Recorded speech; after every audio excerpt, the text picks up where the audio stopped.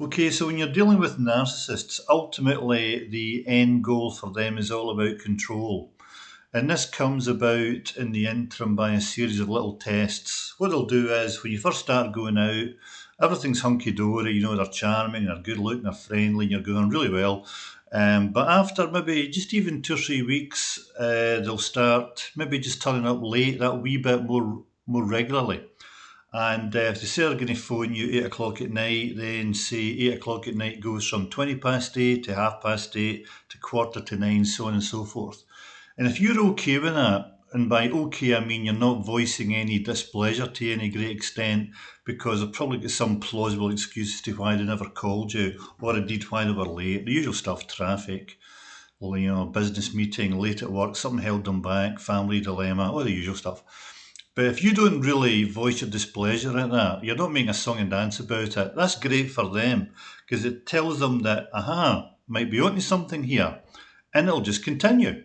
So the half hour lates become hour lates. And in terms of phoning, what I've experienced in the past is that they start kind of withdrawing, so the onus is left on you to take up the slack.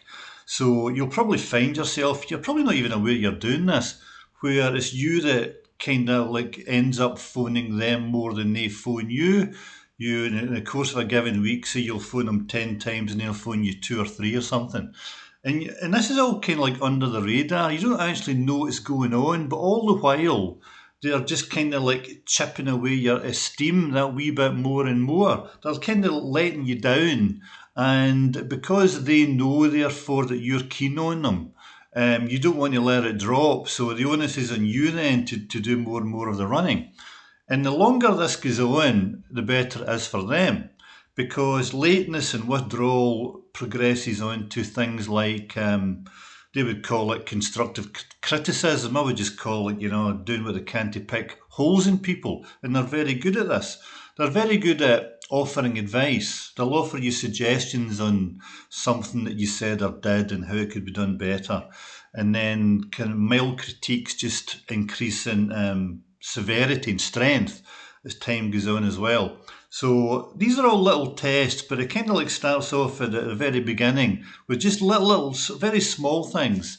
Being late progresses to being later. Little suggestions become bigger suggestions to full-blown critiques, but they start small and end up being big. And the trouble is, half the time you don't even know it's happening. Thank you.